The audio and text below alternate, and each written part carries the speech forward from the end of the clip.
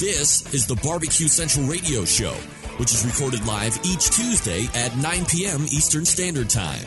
The Barbecue Central Radio Show is being brought to you by The Barbecue Guru, the original creators of automatic temperature control devices, now offering 4 different models for you to choose from. Rest easy knowing that The Barbecue Guru is controlling your pit temperature so you can get on with your life. Visit bbqguru.com or call 800-288-GURU for more information.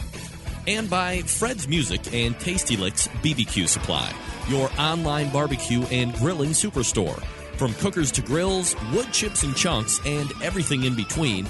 Also be sure to try the Tasty Licks barbecue brand of rubs and sauces. Check Fred out online at tastylicksbbq.com. And by Stephen DeFranco Jewelers. Located in beautiful Willoughby, Ohio, Stephen DeFranco Jewelers is a family-owned and operated business looking to service the great folks of the barbecue and grilling world. Get free shipping and big discounts by mentioning my name and the term Barbecue Brother. Check out their inventory by visiting StephenDeFranco.com.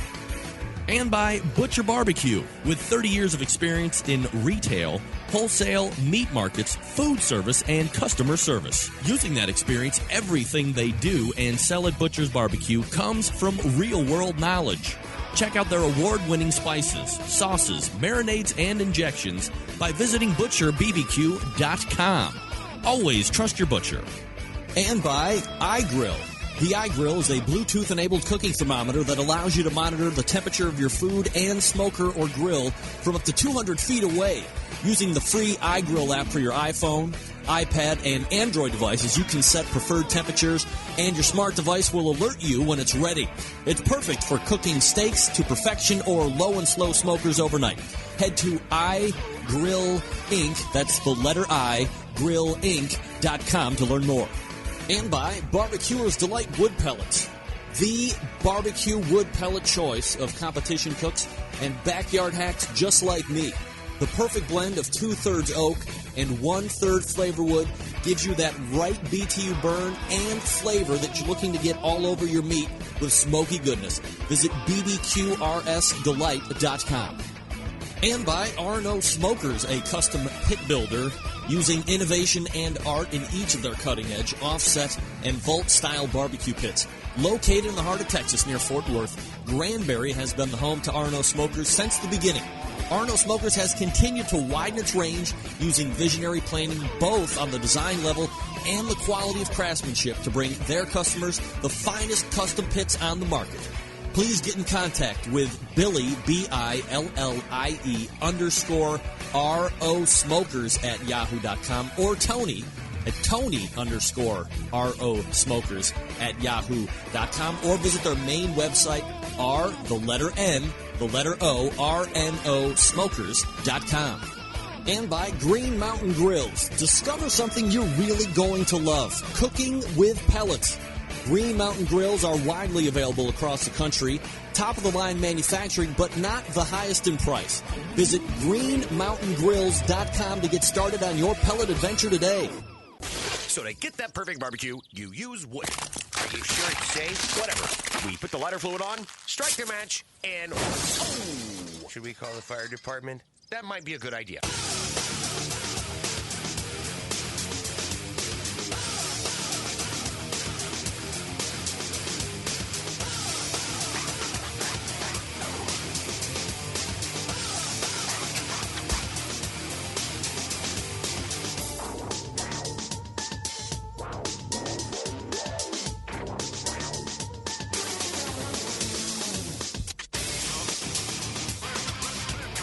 All right, good evening, and welcome back to the Really Big Barbecue Central Show.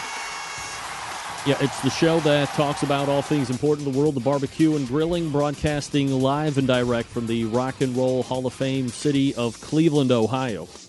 It is the barbecue capital of the North Coast. There's actually only one North Coast, but this is the barbecue capital of it. I'm your program host, Greg Rempe. Happy to have you aboard here on your Tuesday. If you want to jump in on the show tonight, more than happy to have you. A toll-free telephone call is all it takes, 877-448-0433. You can also email the show at any point if you would like to, greg at thebbqcentralshow.com. Everything else you want to find out about the show can be found at the website, thebbqcentralshow.com. For instance, archives, how to sign up for the newsletter, all that great fun stuff can be found all right there. So just head on over while we're talking. Take a look around. If you've never seen it, you're new to the show. Hey, welcome it. Thanks for catching the show live. It's the best way to catch it. And you can do it on convenience, as the tens of thousands of people do each and every week.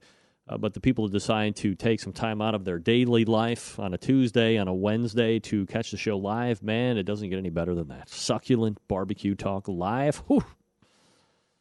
Nothing comparable. Hey, here's what's happening on the show tonight in case you're not fully aware of what is happening, if you haven't been advised or debriefed on things that will be going on tonight. In about 13 minutes from now, he is a recurring guest. He is an author to be. He is contracting food scientists on payroll, and one of the favorite guests ever of all time. Meathead Goldwyn makes his reemergence on the show.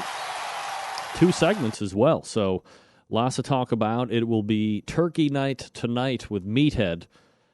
So, no pun intended, we'll be talking turkey, absolutely. Then we'll move on to the second hour, where we'll find icon, author, TV show host, cooking class instructor, a guy who really no bigger name in the industry, especially if you are into it like we are. Steven Raichlen rejoins the show. And then in the second, or helping me close the show, first-time guest, he is a fan of the tailgate, to put it mildly. You can find him at tailgate and then the numeral 32.com. John Trupiano. Hopefully I'm saying his name right. John Trupiano joining me. We're going to talk about what he has going on. He's got some web series. First and foremost, the Tailgate 32. I believe they've spun a NASCAR deal off on that as well. And basically going around this vast, lovely country of ours and checking out football tailgates and the fans and the teams. It's actually very well produced.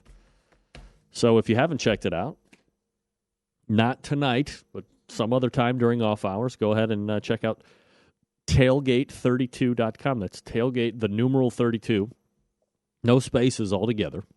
And that's what we have going on the show this very eve. Lots to get to. Can't wait.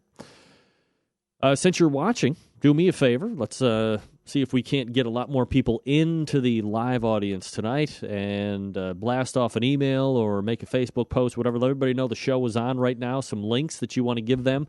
If they are into the video stuff, you can send them over to OutdoorCookingChannel.com, which is the place that has hosted the live video side for, well, ever since we started doing the video, they've done it, OutdoorCookingChannel.com. And you can get the audio side only as well by visiting my website, thebbqcentralshow.com. If you have a smart device or an iPad or a tablet or whatever, and you want to download an app so you can listen both on demand and at your leisure, it's the TuneIn Radio app, which can be found at any of the major app store deals on your respective operating system. Google Play Store, Android, or the iPhone App Store. Search TuneIn Radio. Then once you download it, it's free. There is a pay version. I recommend it free because if it's free, it's me.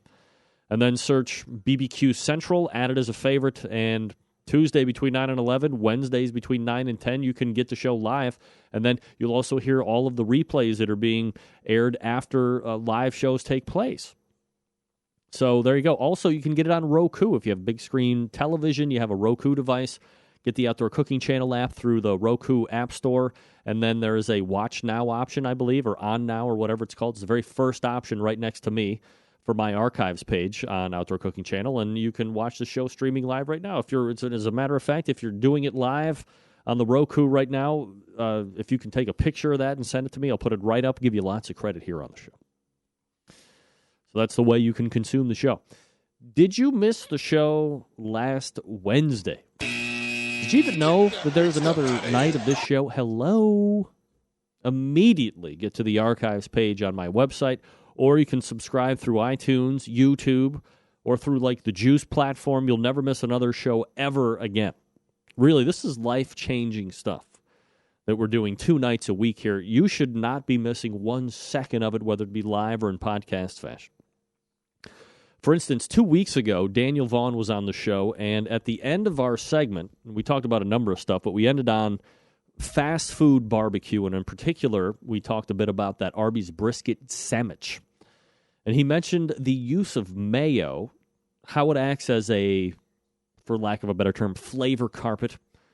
And it doesn't taste like mayo, but instead, because of its fat makeup, takes on the flavor of the brisket and coats your mouth, giving you a more satisfying mouthfeel and taste experience. Wow. What a revelation Daniel shared with us. Now, you know me. Had to try it. And I'll be raced right out, raced to my nearest Arby's in Willowick or wherever the freaking city is that I can't remember. And is it the most visually appealing brisket sandwich ever?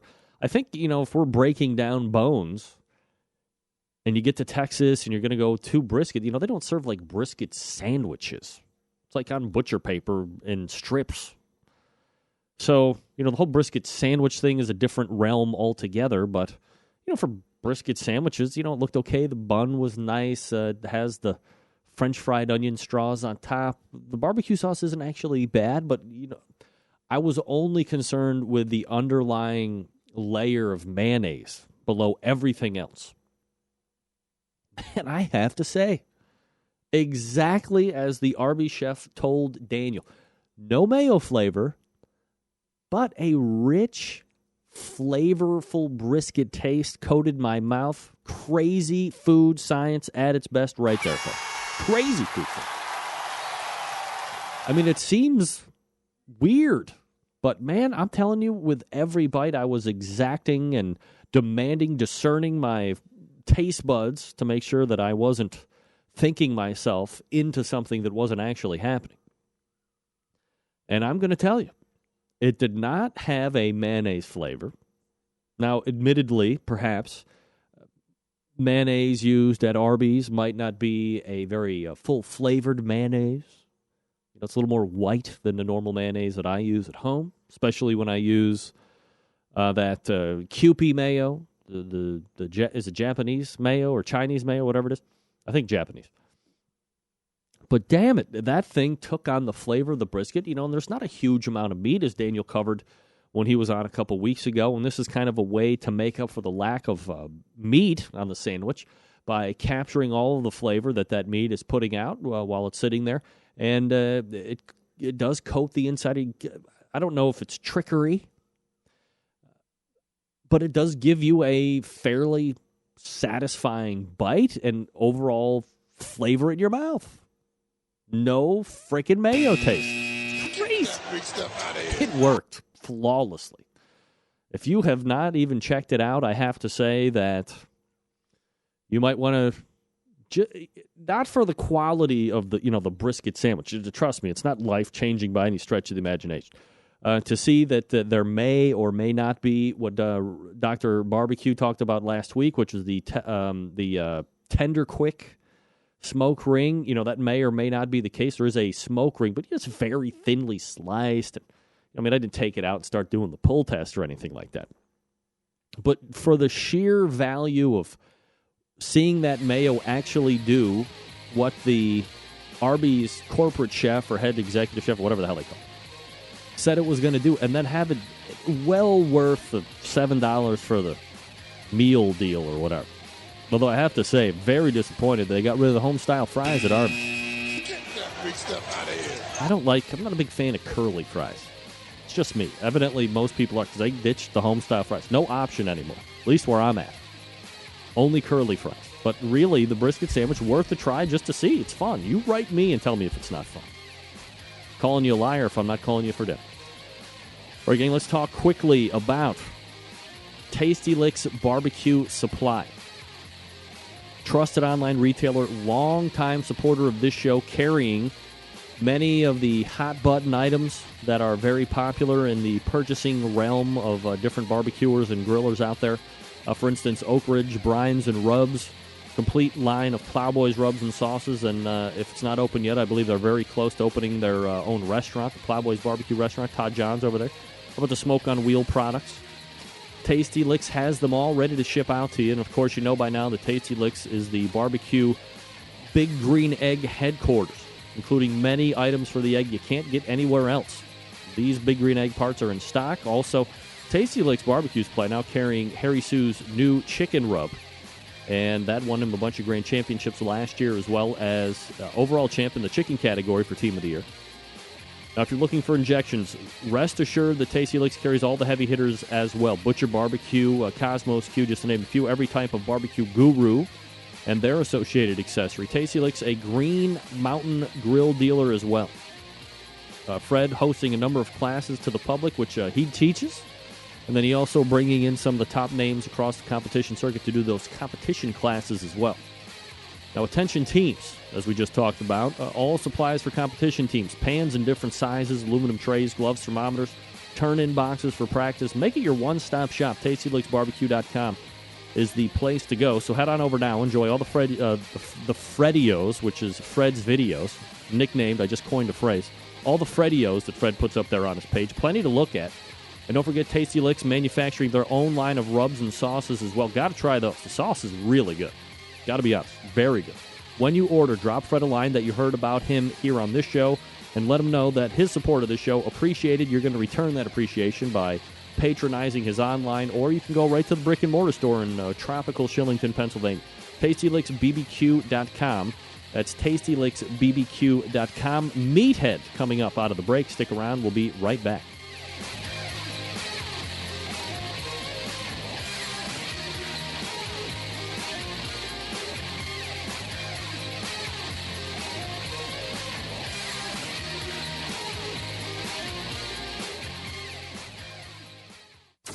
Broadcasting live from the Barbecue Central Radio Network studios in Cleveland, Ohio.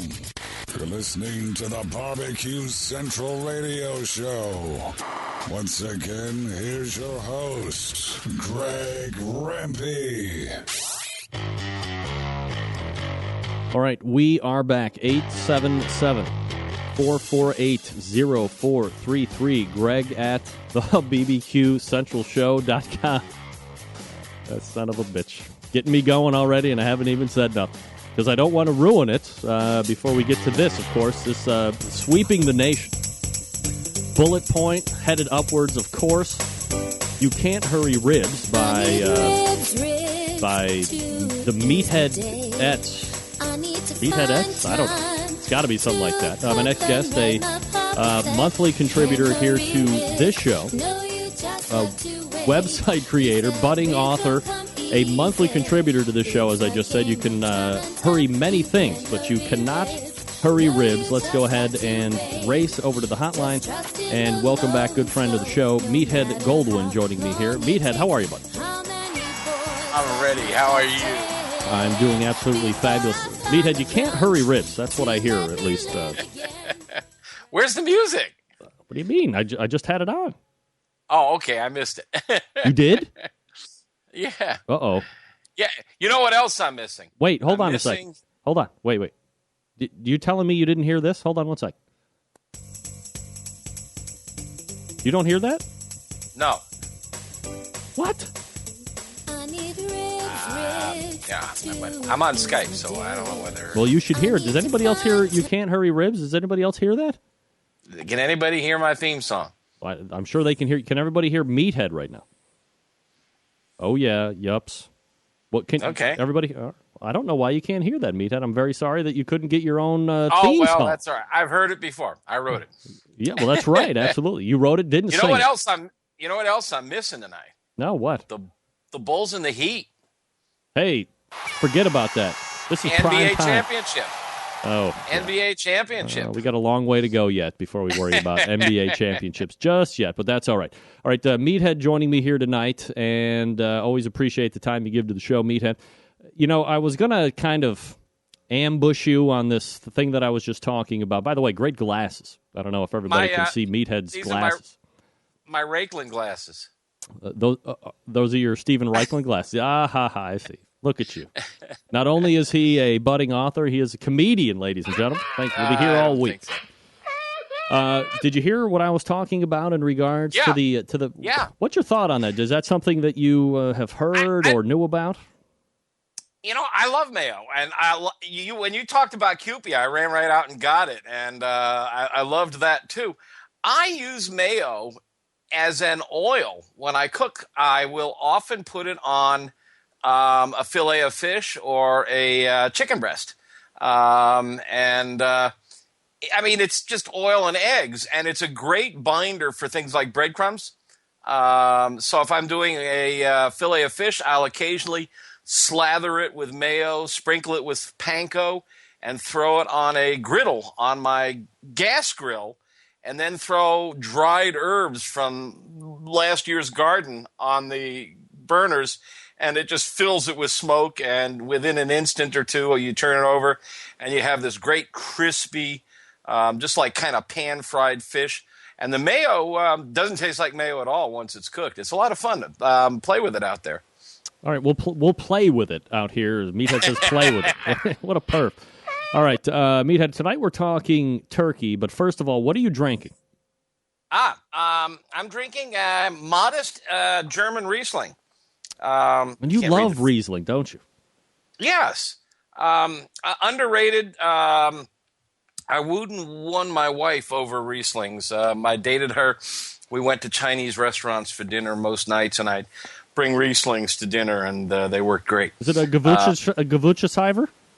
Gewürztraminer. Yeah? Yeah, we like Gewürztraminer.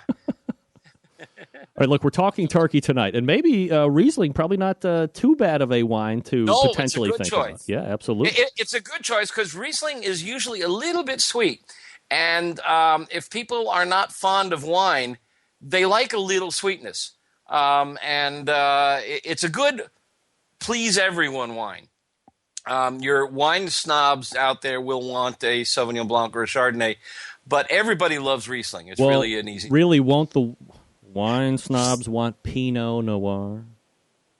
Well, I suppose. Totally overrated, by the way. We're starting at the back end, but if you're going to match wine with turkey, the turkey itself tends to be the least intense flavor on the table. Now, it doesn't have to be, and we'll talk about how to make it. I was just going to make an incredibly bold statement, so we'll lead into that. But all the other stuff, the cranberry sauce, the potatoes, that carries a lot of flavor, and so I'll work the wines into that. And by the way, a little brief editorial. I think I did this briefly last year, but it's worth doing again. I just think this is the most wonderful holiday of them all. Because it's the really American holiday, even more than the 4th of July. It's the holiday where most of us eat the same meal. So some people may not have sweet potato. They'll have mashed potatoes, but most of us are eating turkey. And a lot of us are eating stuffing of some sort or sweet potatoes. And not only are we eating it all together around the country, but we're sharing this meal with people who came before us. And we're sharing this meal with people in Europe and Asia, the soldiers. It's a shared event surrounding food. And although we all like to grill and celebrate and have lots of food at 4th of July, and it is American, there isn't this continuity of the food that we have on Thanksgiving. And I just think it's wonderful. And I tell you, all the people out there who are complaining about the war on Christmas, I want to tell you, with Macy's opening on Thanksgiving Day and all these darn stores opening up and making their clerks leave the Thanksgiving dinner to go to work and sell TVs and shoes is a national travesty. The war is not on Christmas. The war is on Thanksgiving. And it's an important American holiday, and I think we should all boycott all these stores that are opening on Thanksgiving and ruining the holiday for their employees. Well, I mean, that's pretty deliberate there. I'm not sure the people that actually want to work on Thanksgiving would appreciate that, but whatever. Well, I suppose there are people who want to work, but I'll bet there are more who want to spend it with their family. Yes. Well, let me tell you something, Meathead, and you're getting a lot of kudos immediately in the instant chat room. When I was a young buck growing up,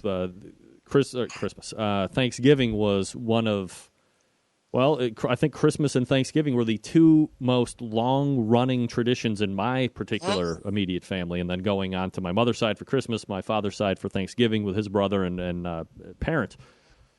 But, man, there were times where I was old enough to realize what was going on, and thank God I had my job at the movie theater that I could escape the far parts of the evening and, kind of get a little time to myself. But nevertheless, I agree with you, and I think, I said it this last year, I'll say it again. The thing that I like most about Thanksgiving is that, everything that you said I completely agree with, but B, and perhaps even more importantly, with every other holiday, there seems to be so much commerce and products and hype of, I got to get this, you got to get that. And you just really don't see it with Thanksgiving. There is, not a huge amount of buildup on television preceding it, really nothing after it. But everybody is waiting for it, and they want the food, and you want the sandwiches later, and as you said, the family camaraderie and all that great stuff. And it's at least nice to see one major holiday escape a lot of that quote-unquote commercialism. Yeah, but you've just put the kinahara on it, the curse on it. Now we're gonna see inflatable pilgrims in people's yards. Oh, I can't wait. Dear. All right, so let me make this statement turkey. Here before we start talking turkey. Intimidating for a lot of folks to prepare on the grill, on the smoker, in the oven. However you're going to do. But here's this bold statement that I want to make, and you kind of alluded to it. So I would like maybe your more in-depth take on it. Even at its best, turkey is pretty average tasting now, isn't it? Yeah, it's a mild tasting meat. Yeah. It's milder than chicken. It can be bland, and if you screw it up, it can be really dry. Oh, yeah. It's a lean meat. So the idea in cooking it is to try to overcome these shortcomings. And you can. And, of course, I'm talking to the converted out here. I'd suppose half the audience or more cooks their turkey on the smoker or the grill. Yep. But there's a couple of tricks. So I'm going to skip past the preaching about don't fry your turkey and smoke it or grill it. And I think either one works great. I'm not going to preach about my preference, one or the other. But there are a few tricks I want to convey. And if you're not doing the turkey and Aunt Maria is doing it, there's a tip you can give her that we learn on the barbecue. And that is when you set the bird on the grill grate, it's really kind of floating in space. If you drop the bird down into the roasting pan, hey, I sent you some graphics. Do you have the roasting pan graphic? Dr. Blonder. Do you have a number to that? I forgot. I could get them up, but wait. Let's start at the beginning. That's right. That's last year's turkey. Isn't that a beauty?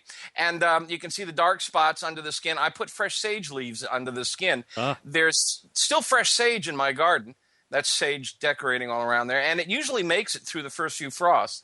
And sage is great on turkey. That's a technique. Get it under the skin because the fat's under there, and it melts and it extracts flavor from the sage. But that's a good-looking bird. That's on the. Looks great. That's a Weber Smoky Mountain bird. Wow. Next. Pop-up thermometers. Oh yeah, a lot of people don't know why they suck. Well, isn't it simply because they are calibrated to go off at a certain temperature, which perhaps until recently has been at the overcooked temperature? Yeah, it's been up to 185. Yeah. Most of them are calibrated 185. Now, USDA says 165. And we talked before about the safe temperature for chicken and turkey, which are both technically 165. We talked about the fact that safety is a relationship between both time and temp. And so that if you hold it at a lower temperature for a long time, it can be safe. But let's just say we're going to 165 where you can still get moisture. The way this thing works is on the left-hand picture at the bottom left, that gray thing is like a piece of solder. And when it hits the target temperature, it melts and releases the pop-up. Uh-huh. So that's how they work, and they're pegged at like 185. So the first thing you want to do is you pull that thing out and throw it away. Correct. And then don't worry about the hole; it's not going to bleed. Second tip, and again, I'm preaching to the audience here because I think a lot of people know this. The top picture is the stuffed bird, and so heat has got to get all the way down into the center of that bird to make it safe. And in the process, it's overheating the exterior and it's drying it out. Whereas if you leave the center open, you actually get hot air moving in there, and it enters the bird from both sides, the outside and the inside, and so you get a less overcooked bird and more juicy. And the solution to the problem with not stuffing, because a lot of people get upset about this. Next slide. Okay, hold on one sec. Yeah. Oh, there we go. Is the muffing. This is the muffing. The muffing. This is a stuffing muffin. I put them in a muffin tin. You grease it up with butter, you put it in a muffin tin, and you get lots more crispy stuff that way. And you can give everybody their own individual muffin. And it really is a big hit, and it's a lot of fun. So we'll talk a little bit about the turkey gravy in a little bit, but I'm going to recommend a thin gravy that soaks into meat and stuffing muffins, and you can pour the gravy on this, and it's really killer. All right, here's the next one. And the other thing is a lot of us cook for large crowds, and so we go for these huge birds. And I think it's better to cook 2 smaller birds than 1 big bird. Again, with the big bird, by the time you get the center cooked and safe, you've overcooked the exterior. It's a little hard to read the numbers on the screen here, but all these are on my website on AmazingRibs.com in the article on the ultimate turkey. Now it is possible, Meathead, that even with a larger bird, because I can't remember, and as we go back to me growing up with Thanksgiving being one of the most memorable time-honored traditions in my family. My mom and my uncle, so this would be my dad's brother, were I don't know if they were tasked or if they just liked cooking it, but they were the two that always cooked it. And I swear that turkey was 700 pounds if it was a foot. It was so big. But I can't recall it ever being overcooked or undercooked. It was always juicy and succulent, and so maybe they just knew what they were doing. But maybe by and large, succulent. Maybe by and large, the bigger ones could cause more of a risk for the people who don't really know what they're doing. Well, okay, this raises another topic, and that is nowadays almost all turkeys are injected with a saltwater solution. Yeah. Now, this is a brine. This is just the same kind of thing we might do at home. And a lot of folks get upset, but, all our competition cooks out there inject their meats. This is just done at the factory. It's a saltwater brine, and sometimes there's other things like phosphates added. But it's there because we know that brine, or salt in particular, denatures protein and helps it hold on to moisture. And that it allows them to add up to 10%, I think to 8%, 10%. 10%, I believe I see up it to most 10% now? Yeah. Up to 10% they can add. So if it's selling for $2 a pound, then they're able to add on a pound or so of water at $2 a pound, which is a straight to the bottom line profit. Sure. And this is really interesting. I'm writing today about organic food, which is another subject.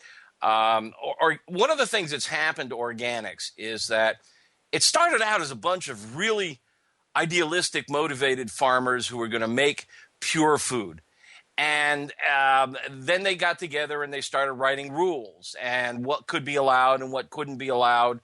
And so now they created this board, this committee that writes these rules. And, of course, they have to decide what's on the approved list and what's not on the approved list. And I found the exception list today. That is the products that are allowed to be used in organic foods that have been accepted because these are not natural products and they're not organic products per se, because they're necessary. And among them, I was shocked to find that for apple and pear orchards, they're allowed to use tetracycline, which is an antibiotic. Yeah. We're whining about antibiotics in pork and animals. They're spraying it now, and it's organic. It's allowed to be named organic.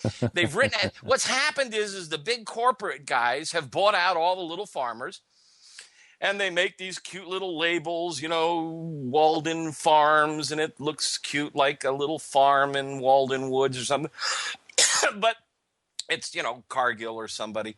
And the idealism, the purity, a lot of that from organic foods is still there, but a lot of it is gone now, and it's slowly and steadily being diluted. And among other things, it's perfectly legal. This is where I got onto this rant. To have organic turkeys that are injected with brine, salt water. So, because water and salt they consider a natural ingredient.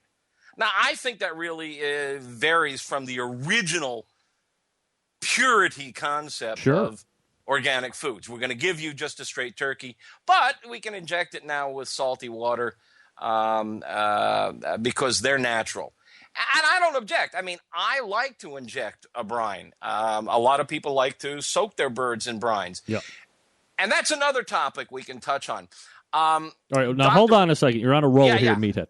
Let me put you in park here just for about 2.5 minutes while I do a quick read, and then we will come back and kind of pick up where you choose where we're going to pick up as we're leaving off here.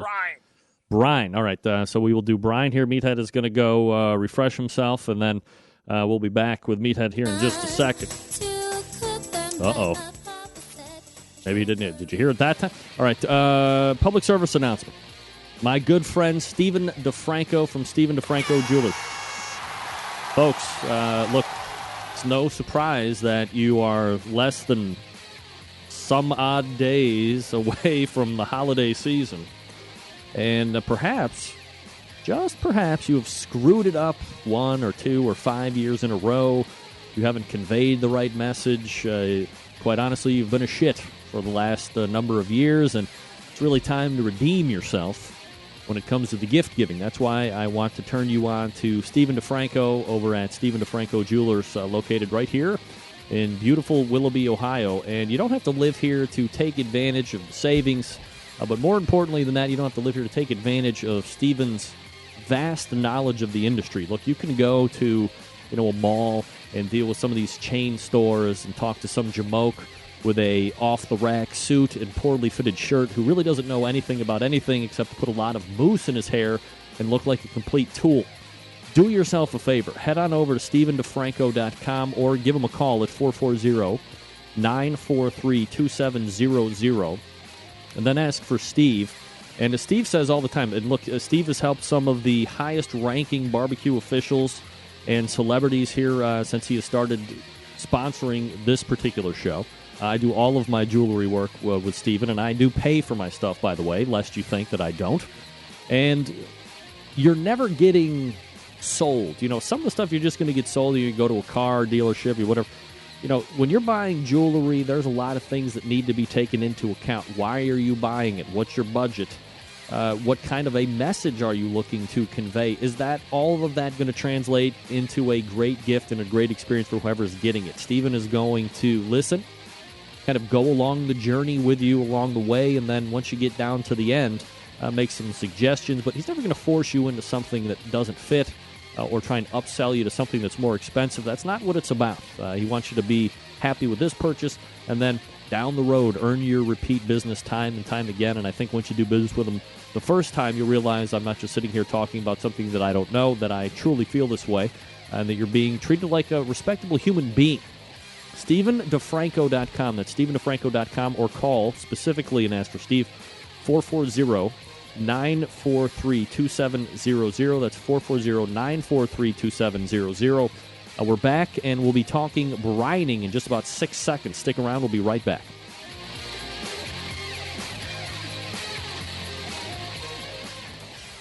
it in the smoke. Call 877-448-0433 to get on the air. Now, here's your host, Greg Rempe. Big B, Moonshine Band, Suburban Waste Records. All right. We are back, 440-943-2700. We are rejoining Meathead Goldwyn, AmazingRibs.com, his website. If you've never heard about it, you're probably living underneath a brick. Get the internet and then check it out. And then foil the brick, use it to cook a turkey or a chicken, for crying out loud. How about that? Spatchcocking. That's right, spatchcock all over the place.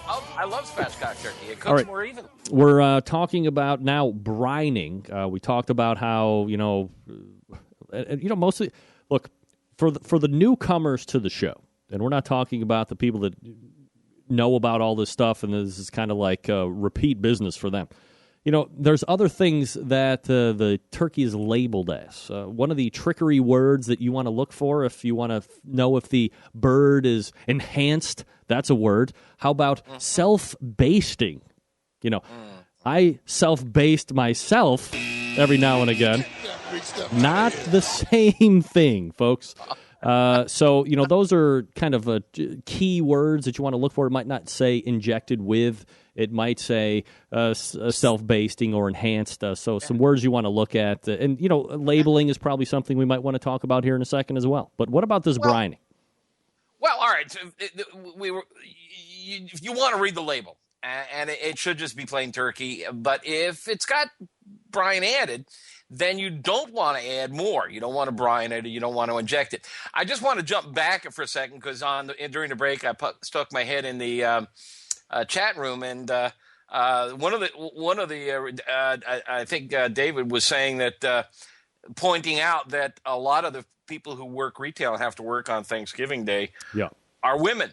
And that means a lot of them are working all day to set up for the party and cook, and then they got to go to work at Macy's or someplace, or Best Buy, which is not exactly fair.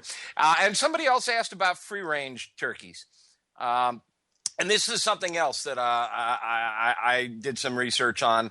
As I understand the law, to be labeled a free-range bird, they have to be given the opportunity to go outdoors. Now, that doesn't mean they have to be raised outdoors. And you don't want your chickens and turkeys running around in the rain and the snow and the elements. They've got to have a coop to come into. So they open the door. Well, the reality is most of them don't want to go out there. It's bright and it's scary and they're alone out there. They have a little fenced-in area they can, to keep them from running off into the hills, and mating with their wild cousins. So free range pretty much means they're given the opportunity to go outdoors. Most of them don't. So that's another one of these marketing terms, like natural. The word natural, I think most of our listeners know, has no legal definition. They tried to come up with a definition and gave up back in 1993 because arsenic is natural. Listeria is natural. Salmonella is natural. Poop is natural. Naturally fake breasts. Well, I mean, if man made it, then man being a creature of nature, isn't it natural? Yeah, of course. Of course. So, in any case, brining. One of the things that my friend Dr. Blonder, if anybody has been to our site or listened to our conversations, knows I work with a physicist, a food scientist named Dr. Greg Blonder. And Dr. Blonder did some interesting experiments a while ago that I have written about on my site on brining. And he pretty much demonstrated that salt does do its thing. Salt breaks down to sodium chloride ions. It's really magical stuff. It can go down into the meat. Depending on how long you soak the meat, it can go all the way to the center. Most of the time in a short brine, a couple of hours or overnight, it doesn't go very far. But when you cook the meat, the heat of cooking makes the salt move right on down towards the center. So salt really, really works. But all the other stuff doesn't. All the apple juice that you wasted money on, all the garlic, the half a bottle of garlic that you dumped in there, the black pepper, everything else really just settles on the surface. Some of it dissolves. Some of it will get maybe a 1/16 or of an 1/8 inch in, but it doesn't go any further. So all that stuff is really just a surface treatment. So if you're just going to do a surface treatment with garlic and pepper, then you might as well just soak it in salt water and sprinkle the garlic and pepper on and save yourself a lot of money. In fact, there's even a better technique, and that is called dry brining.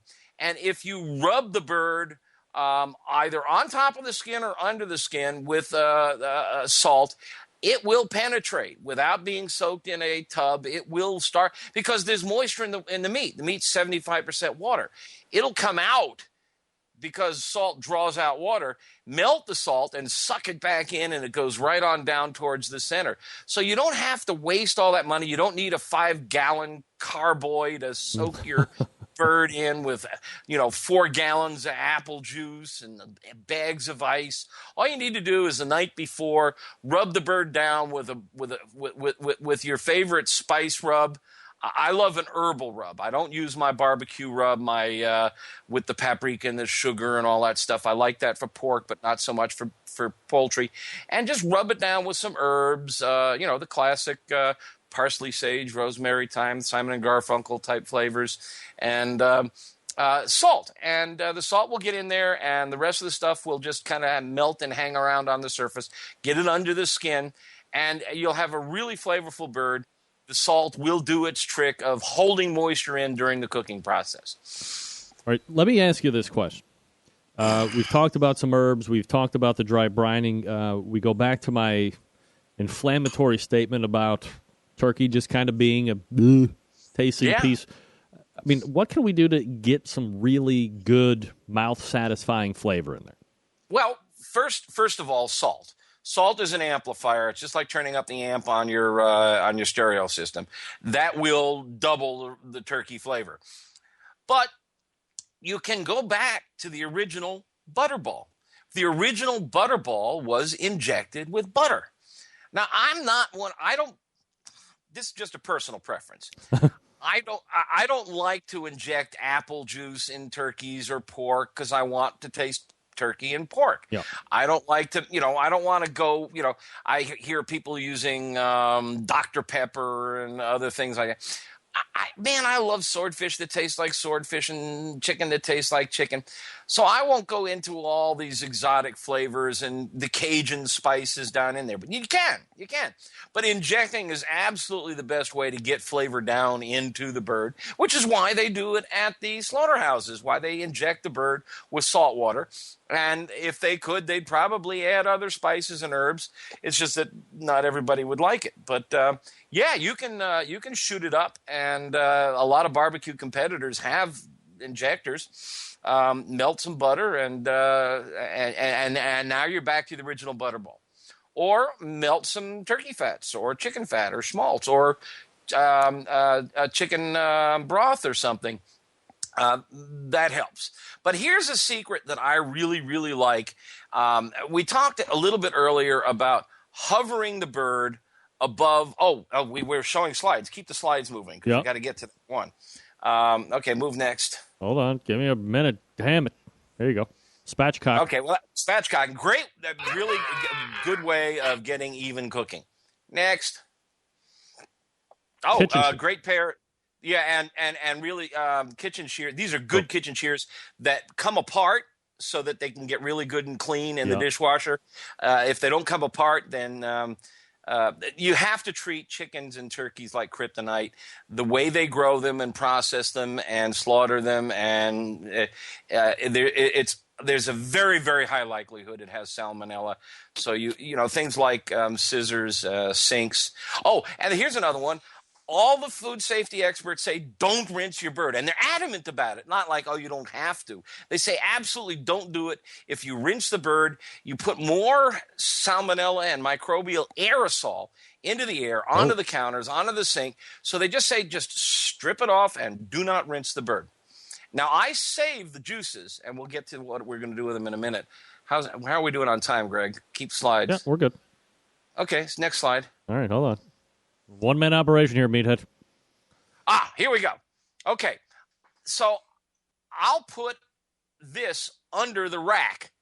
This is a little white wine, maybe a little chicken broth, There's some apples, celery. There's great use for celery tops, the greens, the leaves. Yep.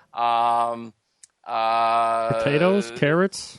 Yeah, maybe peppers. Carrots. Well, it changes every year. No.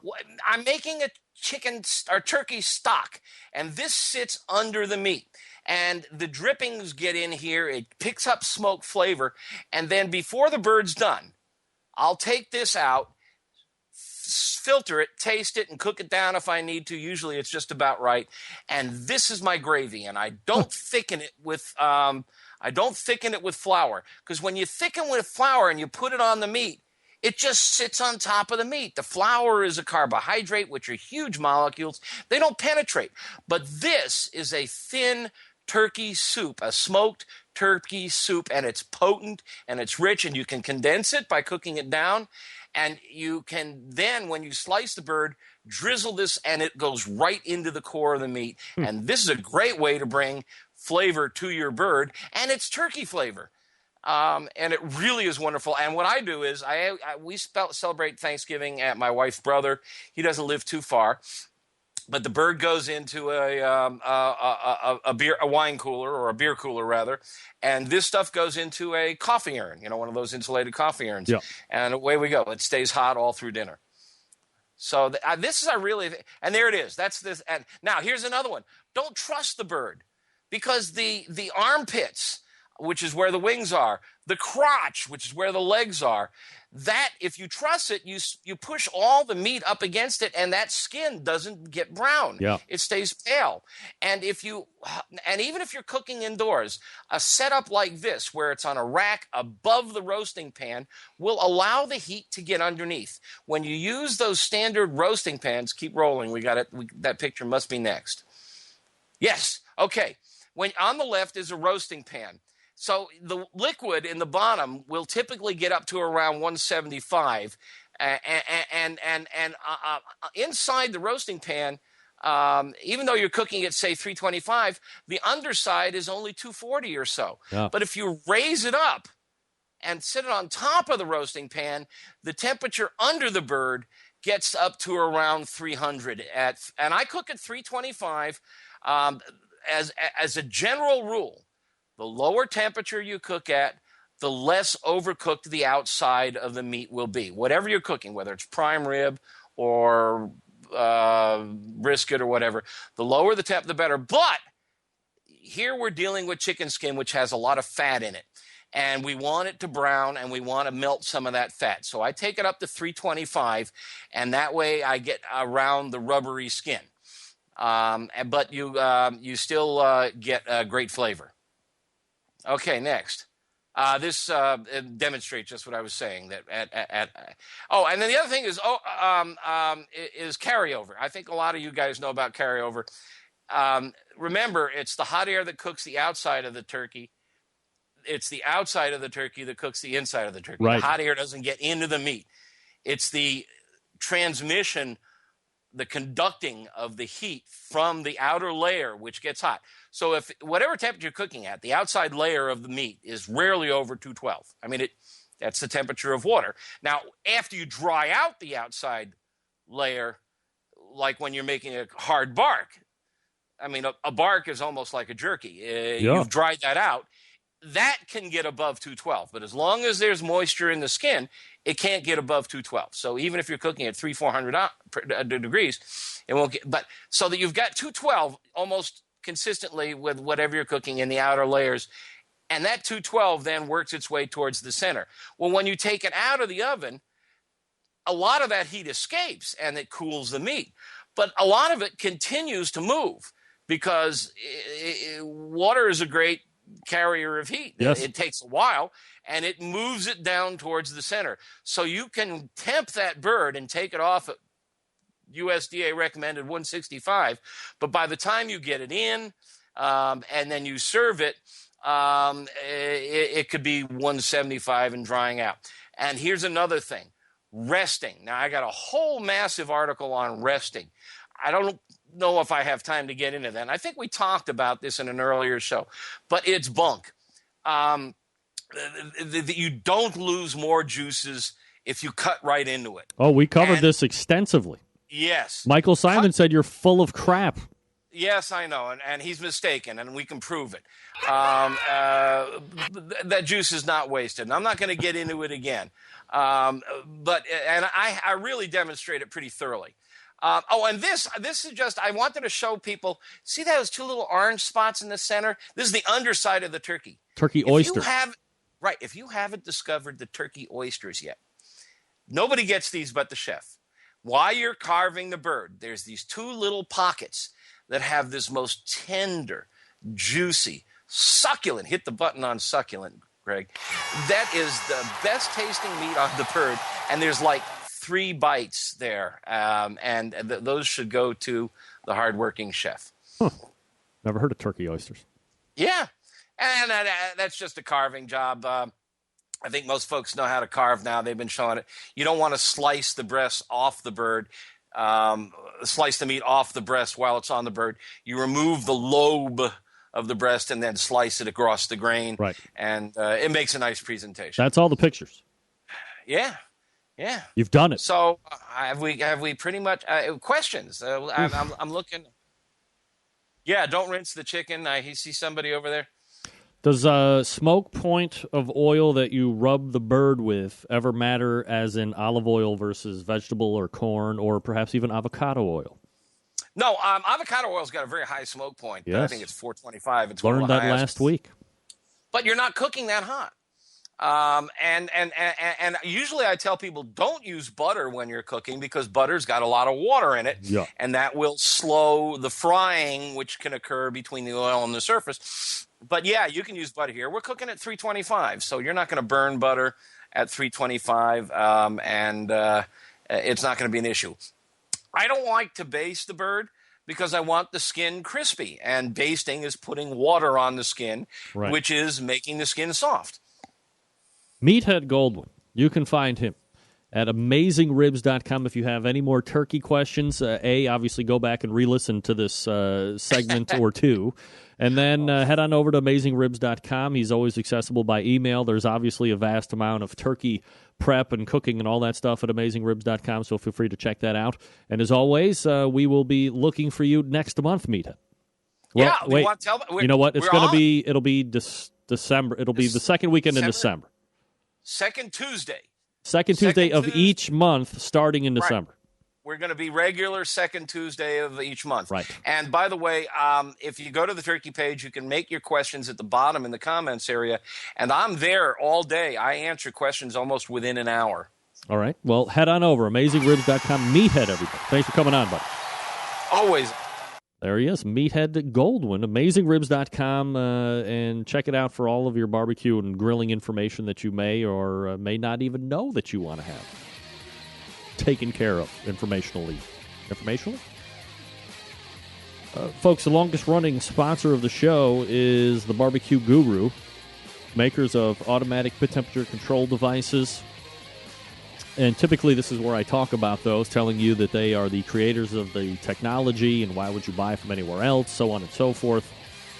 And I'm here to tell you, maybe you're not in the market for an automatic pit temperature control device, or you already have a Guru and you are in the market for a cooker. Well, good news. If you are in the market for a cooker, look no further than the Onyx Oven. It has a large pedigree of winning on competition circuits as well as in the backyards all over the country. It is a fully insulated unit.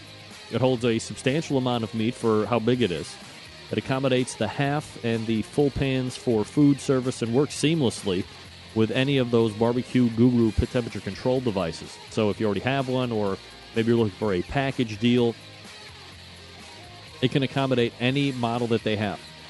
Speaking of the Guru automatic pit temperature control devices, a couple different models to choose from. Right now you have the CyberQ Wi-Fi, the CyberQ 2, the DigiQ DX2, and of course that PartyQ unit. That one starts at $129. So if you're not looking to break the bank at an entry-level point for automatic pit temperature control devices, PartyQ is probably the place you want to start. $10 more if you have the Kamado-style cookers because you need that extra damper adapter at the bottom. But even at $139, substantially inexpensive and you're able to carry it over from one cooker to the next. You can put it on a kettle grill. You can put it on a Weber Smoky Mountain style. You can put it on a Brinkman. You can then get the special adapter, put it on Kamado style cookers. I mean, it really doesn't get any easier than that. A lot of versatility. So here's what you got to do. Head on over to thebbqguru.com and check out their products. If you have any questions about what to order, call them directly, 800-288-GURU. That's 800-288-GURU. And they'll make sure you're outfitted with exactly what you need. Get you up and running right out of the box, 800-288-GURU or thebbqguru.com. The Barbecue Guru, a breakthrough in barbecue technology. We're back to wrap up the first hour and then point to the second. You're listening to the Barbecue Central Show right here on the Barbecue Central Radio Networks. Broadcasting live from the Barbecue Central Radio Network studios in Cleveland, Ohio. You're listening to the Barbecue Central Radio Show. Once again, here's your host, Greg Rempe.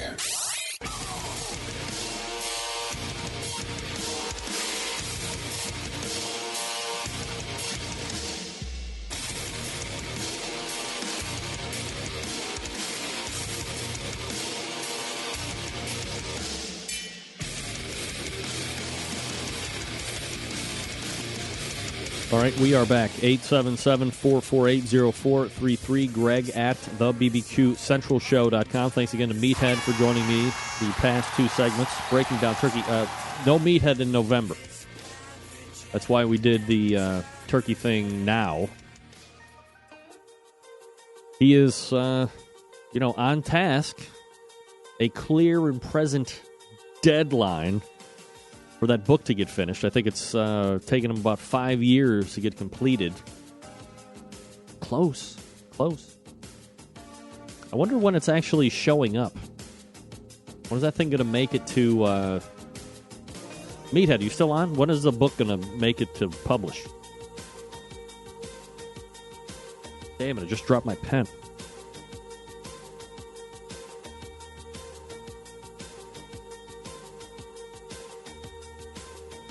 Amazing how those things... Spring 2015. What? Holy crap, holy. That's not even next year. It's a year and a half from now. Watch out. Well, once you get it written, then you actually have to go check and make sure that it's correct.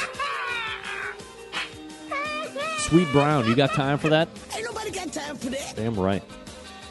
All right, I'm going to go reload my Pepsi Cola. Not sponsored, by the way. I suggest you refuel for the second hour. We'll meet at the top. We'll explain a little bit of stuff, and then Stephen Reichlin and John Trupiano all in the second hour. Very exciting.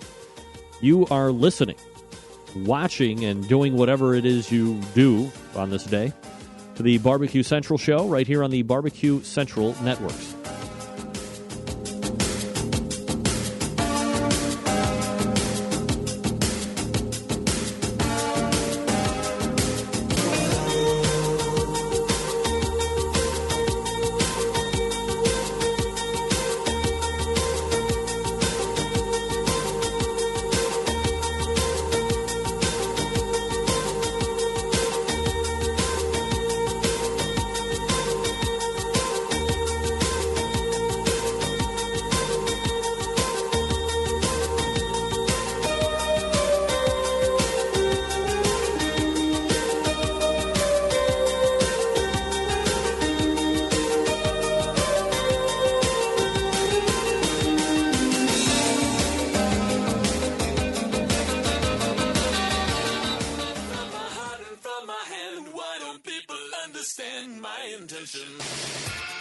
Happy to have you aboard here for the really big barbecue show. We cook because we have to, and we grill because we want to. Fine, how you going? You have a great show. I'm a big fan. So what seems to be the problem here? This man looks like he's dead, and he's in the crackle. Charbono! It's all about the Charbono, dude! Succulent fish. What? He ate 54 wieners. But listen, Lavernius, shake a face. I'm shaking like a dog shit peach seeds. We have top men working on it right now. Who? Top men. All right, welcome back to the second hour. Happy to have you. 10 o'clock and 25 seconds right at the top. Plenty to get to in the second hour. Hope you're locked and loaded. I got to be honest. I don't even have a time frame on this, but over the next potential 2 weeks to 2 months, the show could be kind of touch and go. Here's what's happened. Started last week for the people that follow me on Facebook. You saw the call for help. The original Barbecue Central Network Studios is going to be rented out. We are out of here, ladies and gentlemen. We need to be out of this particular dwelling on or before November 9th. Our house that we are building is not ready, and the builder is, pretty much a shithead, and is not willing to give us any type of real idea or time frame as to when the new Barbecue Central Radio Network Studios is going to be finished, so I can set up shop there. And so in lieu, or while that in-between time is happening, not only am I lucky enough to take take a shelter and or refuge with my in-laws, Get that big stuff out of here. I'm going to need to find somebody, find some place to do the show. So the good news is a fellow Wycliffe resident has offered up their basement for me to bring the whole thing down and set up shop there. Got to make sure that we have the hardwire internet. That's why I don't do shows, remotely, because I got to have the hard line in the back of the computer for continuity, consistency. And, that could be for 2 weeks, could be for 5 weeks. Who knows? So, geez, Pete. Yeah, you're John Dawson, Barbecue Central show, van down by the river. No shit. More likely than you think.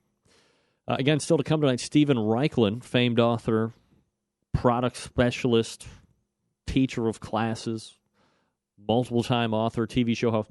And then John Trupiano from Tailgate 32. That's Tailgate, the numerals 3 and 2, tailgate32.com if you want to check that out.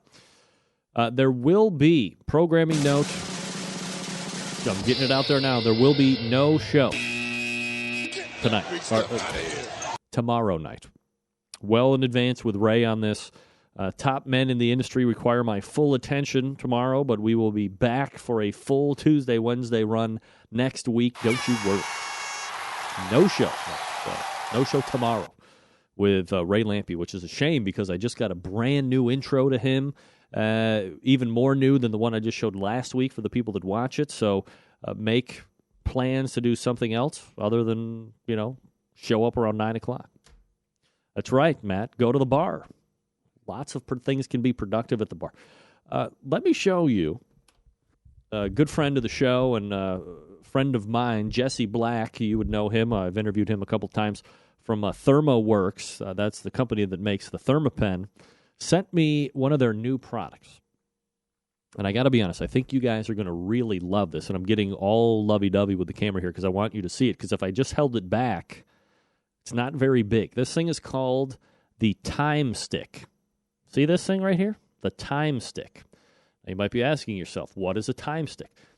The best I can sit here and tell you, it is a personal timer that you can, carry right around your person. So you can control it with one hand.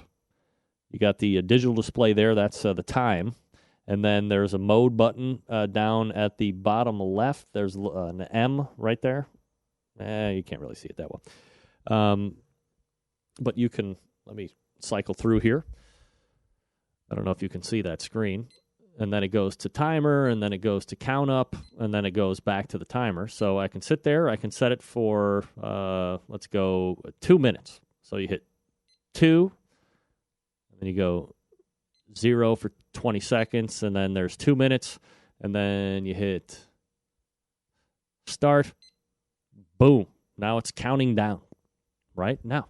So let's say you set it for 5 hours or whatever it is. This is going to be, potentially really popular with the competition crowd because you do have this very long lanyard. So you can just put it right over your neck. Boom, here it is. Now you're free to go. You don't have to walk away. You don't have to worry about, man, who knows what you don't have to worry about. Not hearing it when you're in your truck and you should be up by the cooker or whatever the case may be. Is especially useful for backyard guys just like me because, I like to I want to get out to the store or do whatever the case. I can set the timer. I can do it all with one hand, put it around my neck, and then when it goes off, boom, I'm ready to go. Can reset it for another time. I can set it to count up if I want to. I'm still not sure, why you want to count up. Maybe, if you're timing something to take place or something, I don't know. I'm still not sure on why you need the count up timer portion of it. The count upper, is that what it's called? Yeah, you have one of those on your iPhone, Matt, but you can't put it around your neck. You can't do it with you can do it with one hand on the iPhone, but this is look at the package here. It's very neat, very tight. Operation is simple. Man, I'm telling you, those guys come up with great products that aren't even thermometer related. Check it out. You can check them out at thermoworks.com and then punch in time stick if it's not there on the front of the website. I don't know. What can I tell you? I think it's pretty cool. And I'm not just saying that. It's pretty cool. Plus, he sent me a new rubber sheathed probe because, see, listen. Right? Now I go, stop. Boom. Now I'm going to go back to the time of the day, 10:07. Beautiful. Check it out. It's called the Time Stick if you want. All right. The Jack Daniels World Barbecue Championship Cook-Off took place this past weekend. And on the heels of his American Royal Invitational win, walking away with Grand Champion at 693.1, Tuffy Stone Cool Smoke. In a related and somewhat sad note, I am over 2 now getting him to talk about his big win.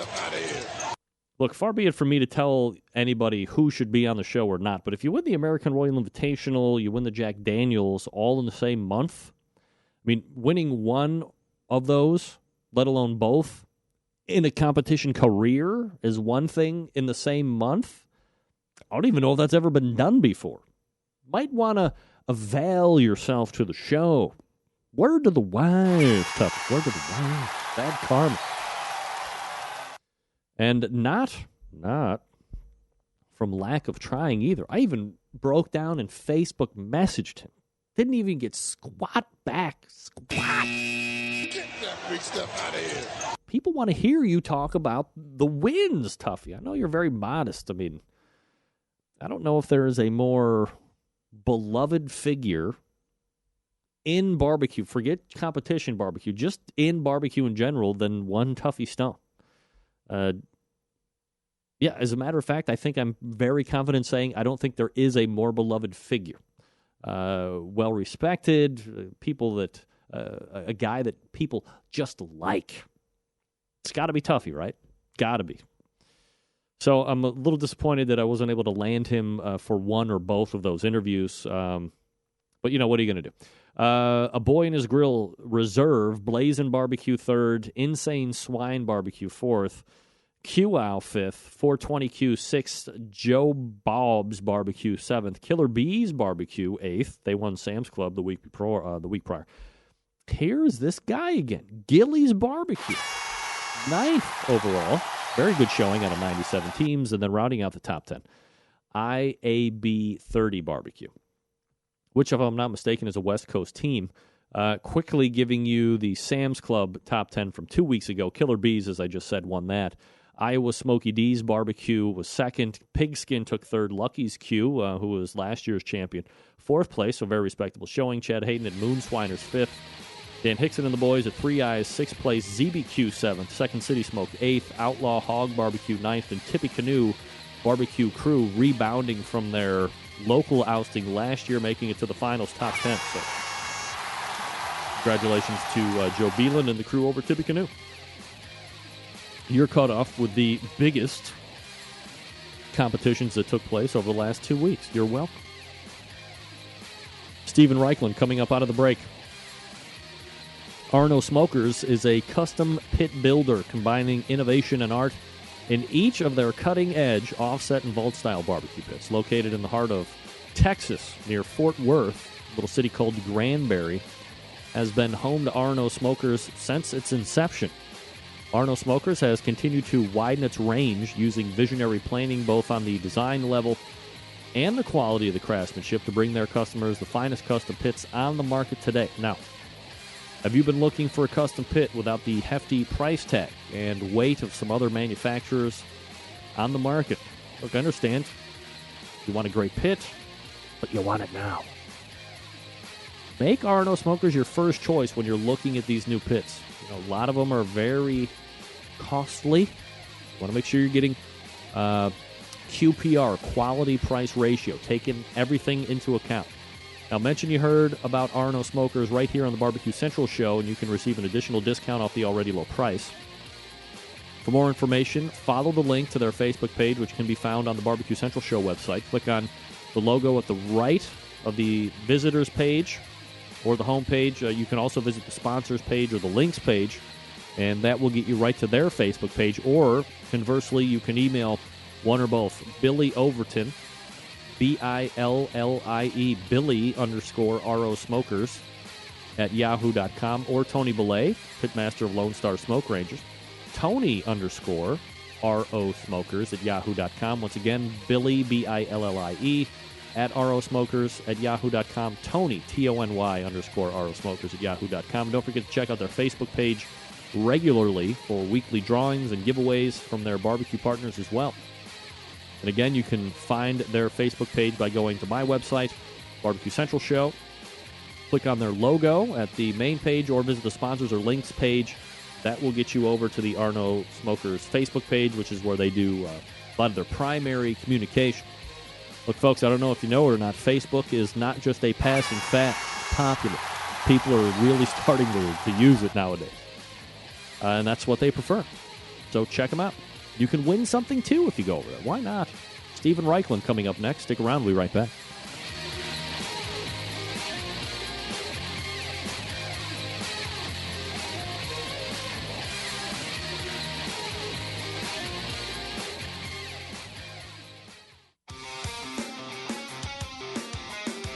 Broadcasting live from the Barbecue Central Radio Network studios in Cleveland, Ohio. You're listening to the Barbecue Central Radio Show. Once again, here's your host, Greg Rempe. All right, welcome back. Oh, wrong button. A little self-involved, I know. My next guest, multiple-time author, TV host, cooking class instructor, and has become a regular here on this show to boot. Let's head on over and welcome in friend of the show, Steven Reichland. Steven, how are you, buddy? Good evening. I'm great. How are you? Doing absolutely fabulous, Steven. Appreciate you asking and making time for the show, as always. A number of topics to get to, but if I could press you right into service, because never let it be said that I am not looking out faithfully for the people and audience of my show here, the Barbecue Central, better known as the Centralites.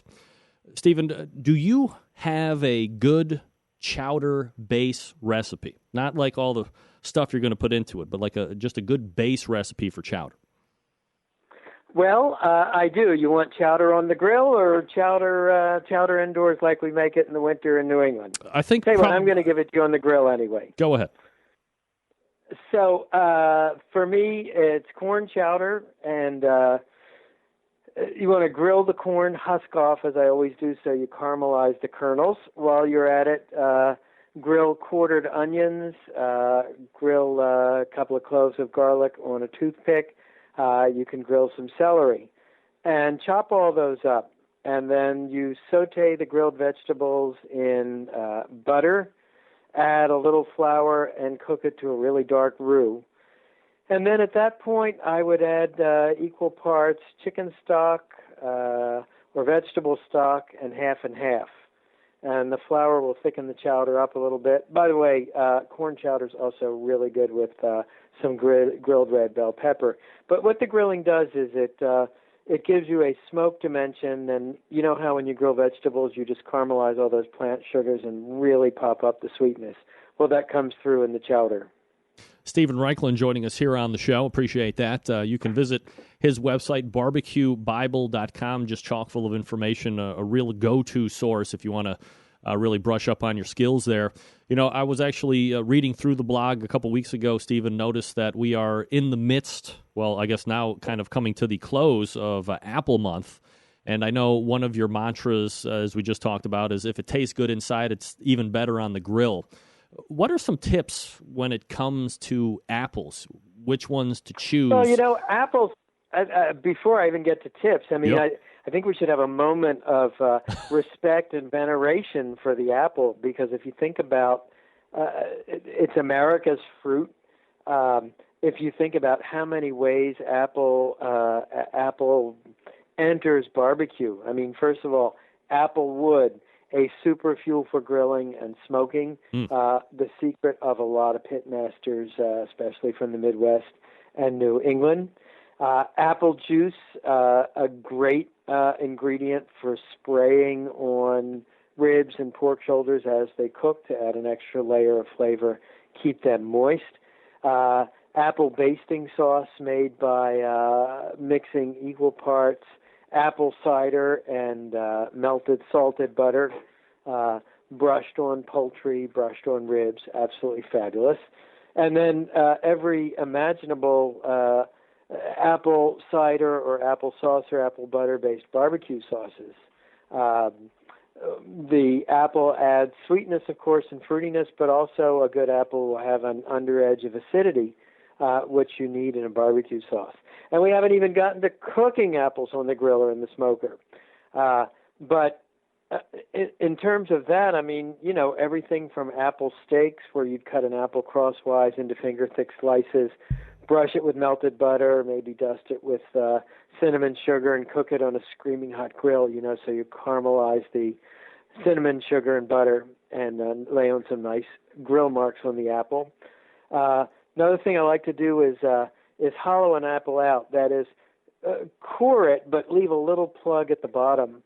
And for a savory version, you can fill the apple with pork sausage and smoke it, so they get that kind of sweet and salty and porky and fruity. Just makes a great dish for breakfast, great side dish, and even kind of a light main course, brunch dish. And then, you know, there's what I call the baked, quote, unquote, apple, or in this instance, smoke-roasted apple, where, again, you would partially hollow out the apple, fill it with brown sugar, butter, rum, raisins, top it with granola, plug up that hole with a marshmallow. I mean, there's so much you can do with an apple. It's funny, Greg. Many years ago, I was visited by a Japanese television chef in Martha's Vineyard, and he brought this bag of mystery ingredients to my house, sort of a stump Stephen Reichlin kind of, can he really grill this? And one of the things he brought was something called azuki bean paste. It's a sweet, very sweet, thick red bean paste that's used in a lot of desserts in Japan and China, throughout Asia. So I hollowed out an apple, and I stuffed it with this azuki bean paste and cream cheese. So you had kind of the sweet, earthy bean, and then the creamy kind of tart cream cheese. And I smoke roasted it, that is, indirect grilled it with a handful of apple chips on the coals. And it blew everybody away. So, I mean, there is just so much you can do with apples and live fire cooking. You know, when you have this guy show up and he's doing the Stump Steven and you see what he has, you know, is that a recipe? And let me backtrack just for a second. I'm constantly fascinated by, you know, the food bloggers that I have on my show and folks like yourself who have written, you know, any number of cookbooks and really put recipes on paper for the general consuming public to not only try for themselves but eat and adjust to however they want to, you know, working off of your base. But how does the mind work for you? Because I'm not the recipe guy. If that guy showed up at my door, he would stump me in 5 seconds. You know, when you see that bean paste, are you automatically thinking of other things that are going to go with it? Is that a recipe that you had already had in your back pocket? It just continually fascinates me to have, you know, guys like yourself probably go into a grocery store and think of 20 different things that you didn't think about the last time you went in. Well, this is how my mind works, and you know, I've always tried in my books and my classes and TV shows to sort of teach process. And for me, a recipe is a springboard. I mean, I almost never make the same dish twice the same way, which drives my wife crazy because you know, she'll say, "God, remember how you made that, you know, last summer?" Well, no, I mean, I'm on to 15 different variations since then. But, you know, I think once you know the principles, and I mean, also, you know, there's nothing like live television to sort of be a motivator and instill panic, terror, and inspiration. So this guy had flown in all the way from Japan. They had brought a TV crew. The stakes were high because I knew that if I did well with this one, they were going to invite me back to Japan, which ultimately led to a battle with the Iron Chef in Japan. But he brought some weird stuff. He brought, let's see what else. He brought something called gobo, which is burdock root. You know, it's a long, slender, very fibrous root, kind of a little bit sweet. And that was pretty good. And I poached that in a little bit of cinnamon syrup to soften it up, and then wrapped strips of ham around it and grilled it. And everybody thought that was pretty good. And then he brought this stuff. It was this weird sort of fermented cod roe. Think sort of like kimchi meets caviar. And I was a little bit stumped by that at first, but then we had some really beautiful oysters from Katama Bay. So I shucked the oysters. I put the cod roe on because I figured, you know, brine plus brine. It's hard to go wrong with that. Yep. A little butter. And the cod roe kind of turned into these crunchy little bits as it cooked. That was really good. The toughest one was there's something called natto, N-A-T-T-O, which is this sort of slimy fermented soybeans that sometimes you get at esoteric sushi bars. And I sort of think you have to be Japanese to really appreciate it. I don't remember what I did with that. I think I stuffed that into something, and that was the only thing I sort of wouldn't have eaten twice. But I guess it worked because a month later I was on a plane to Tokyo for that Iron Chef battle. So that was... No, it's... you know, that's just how my mind works. I mean, but if you give me a list of tasks that a responsible human being should do, I probably couldn't do it. But thinking about connections with food like that works all the time. Steven Raichlen is our guest. BarbecueBible.com is website if you want to check it out. So if we retreat back to the apples just for a second here, Steven, before we move on. Sure. Obviously, a number of different varieties. Some I would imagine might lend itself to being cooked more than some of the other ones, which might lend itself to being, you know, maybe eaten better in its raw state. How do you decipher which should be which? Well, I sort of approach it a little bit differently, Greg. I look first for what is local, what is in season. And particularly when I'm in New England, you know, what can I get kind of this week in this place that I couldn't get somewhere else? So that leads me to just the season's over now, but end of September we get this wonderful apple called a Macoun, which I don't think you see outside of New England or Massachusetts. And it's, when you get it the first few days off the tree, it's crisp, it's tart, it's really lovely. And then sort of about a week into the season or 2 weeks into the season already, it has that kind of soft Macintosh mealiness, which I don't like. Here in Florida, we don't grow apples in Florida, so Honey Crisps are always pretty reliable. Fuji's are pretty reliable. Not the only thing. I don't use a lot of Red Delicious. I don't use a lot of Yellow Delicious because to me they just taste so generic. But at any rate, think local and think seasonal. All right, so aside from the dishes that you just explained with the apples, were there any other ones, maybe coming up for Thanksgiving or ones that, because we're in this type of a season, being fall, kind of transitioning into winter here sooner than later, unfortunately, at least for us, not so much you in Florida, but you're obviously familiar with that weather aspect. Are there certain dishes that you turn towards at this time of the year that really involve the apple? Well, let's see. I'll be honest with you. Especially down here in Florida, where our apples come from somewhere else. Most of the time, I'm eating them. Sometimes I'll make an apple slaw. That's really good. You shred apples or julienne apples in a food processor, mix it in with shredded cabbage, and that makes a really nice, refreshing slaw.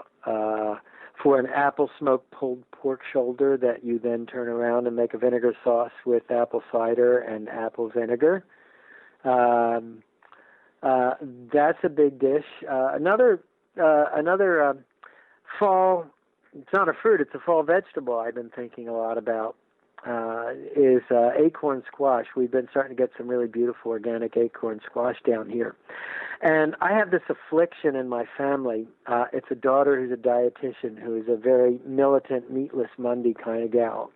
I say that tongue-in-cheek. She's actually a fabulous cook. And so whenever we go over her house for dinner on Monday, it's sort of meatless Monday. So we've been playing a lot with acorn squash, cut them in half, stuff them with really interesting, like a wild rice and apple stuffing. That's really great. Nuts, apples, celery, onions sautéed, maybe some smoked cheese. And you indirect grill that. It's actually a technique I call smoke roasting, which means indirect grilling with wood smoke on the coals. It differs from smoking in that it's done at a higher temperature, 350 as opposed to 250. Just until, you do the Charmin test on the side of those squash. That is, you squeeze the sides, and when they're squeezably soft, they're ready. That is really delicious. And there are lots of applications for that for Thanksgiving. Stephen? I'm thinking we're going to be doing on my website the whole month of November. We're going to be doing variations on a theme of turkey. First up next week will be a spit roasted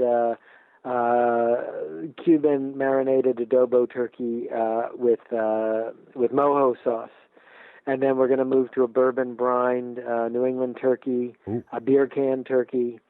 So maybe we can check in again in November and kind of talk more fall foods on the grill. Oh, yeah, absolutely. We'll do that. Kind of things that lend itself to grill here, and this will be the last topic before I turn you loose tonight, and appreciate the time, Stephen, is, rubs. People that are getting into barbecue, people are getting into grilling. They learn more and more about it. Obviously, one of those staple items is favorite rubs, and, you probably come up with 1 million of them. You can find them all over your cookbooks and so forth. But just, I guess, in general, for the intermediate to beginner listener here of this show and kind of getting into the subculture, general rub recipes or suggestions, because I think it's important that for these folks to, what I call, have their own barbecue, that it is important. And while there's a billion great commercially produced rubs nowadays, more than there's ever have been even the last 3 or 4 years, to make your own rub, to make your own sauce while you're making your own barbecue, it's really yours because from start to finish, you've had a hand in making those flavor profiles. So, maybe some suggestions on things that might work well for people. Oh, yeah, absolutely. Well, first of all, and I guess I'll put myself out of business here because I will give you the secret formula for my best of barbecue all-purpose rub. But there's only one formula, master rub, you need to learn. It's super easy. I call it a 4-4 rub or Reichland's rub. And it's equal parts salt, pepper, paprika, brown sugar. I repeat, equal parts salt, pepper, paprika, brown sugar. Now, that can be customized infinitely. So let's think about a couple ways. Instead of regular salt, you could use smoked salt. Instead of regular paprika or sweet paprika, you could use either hot paprika or smoked paprika, which is called pimenton.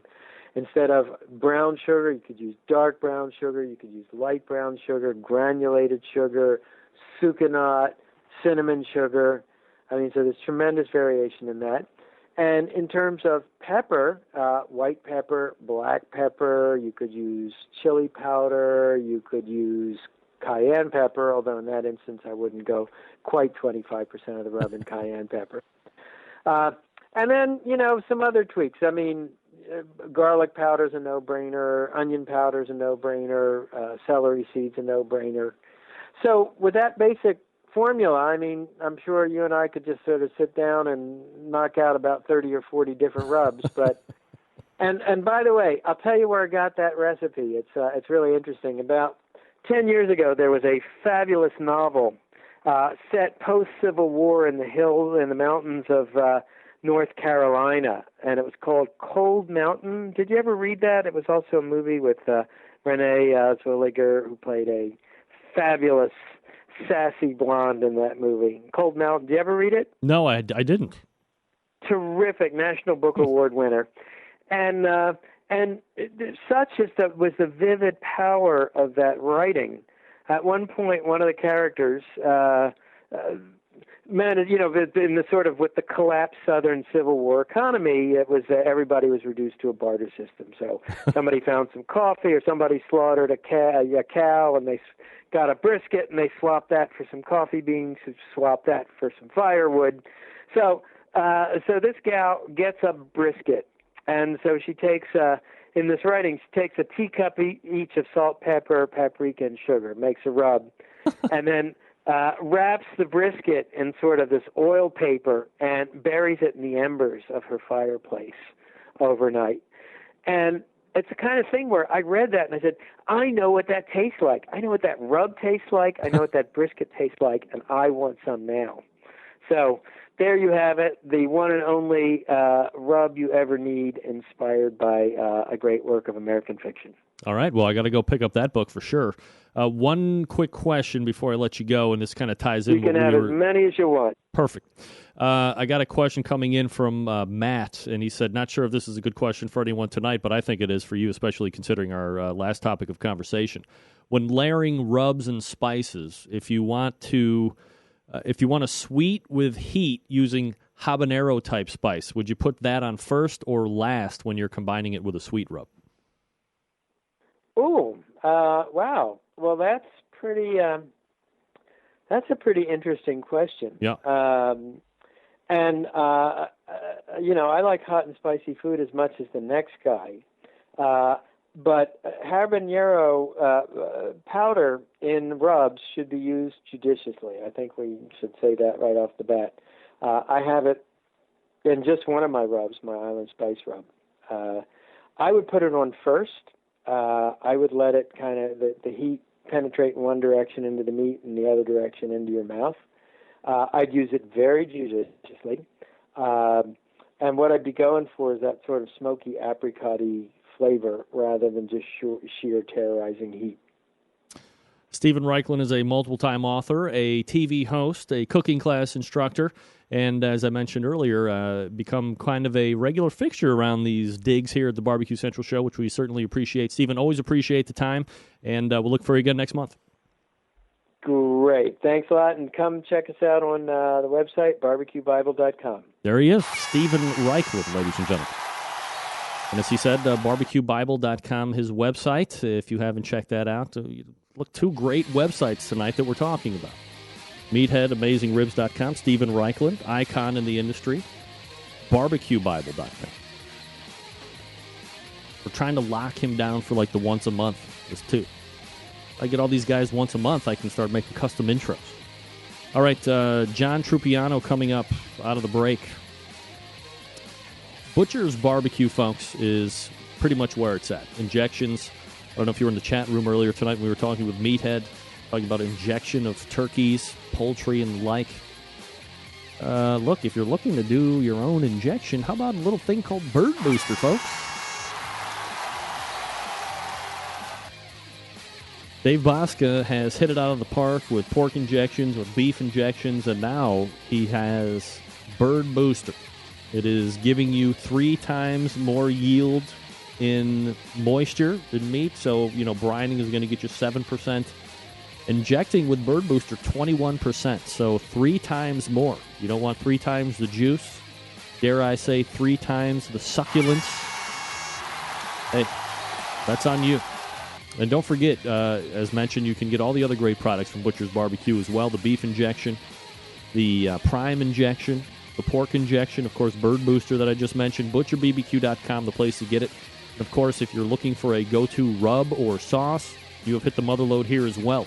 Don't want to do the 4-4 rub that Steven Reichman was just talking about? Save yourself a little headache, a little time. Maybe you're lazy. Maybe you just want to buy awesome-tasting stuff.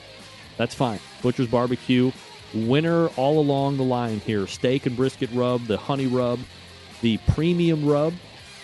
Especially if you inject with Butcher's, it's formulated to work with the injection. A perfect 1-2 punch to impress your friends and judges if you're on the competition trail.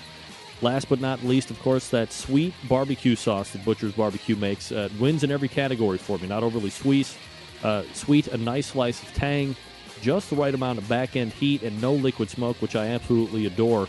And no worries about breaking the bank on shipping either. Items totaling up to $55 ship at $8.50.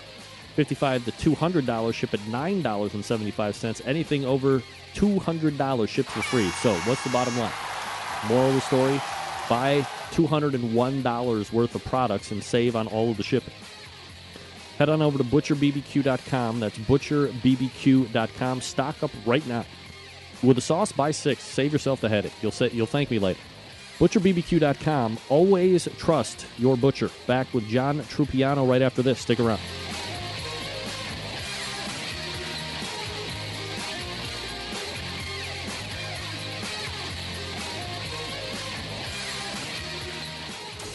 Big name interviews, advice on cooking brisket and ribs.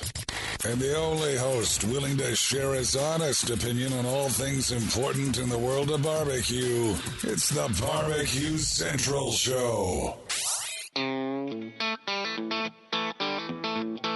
All right. Everybody loves this song.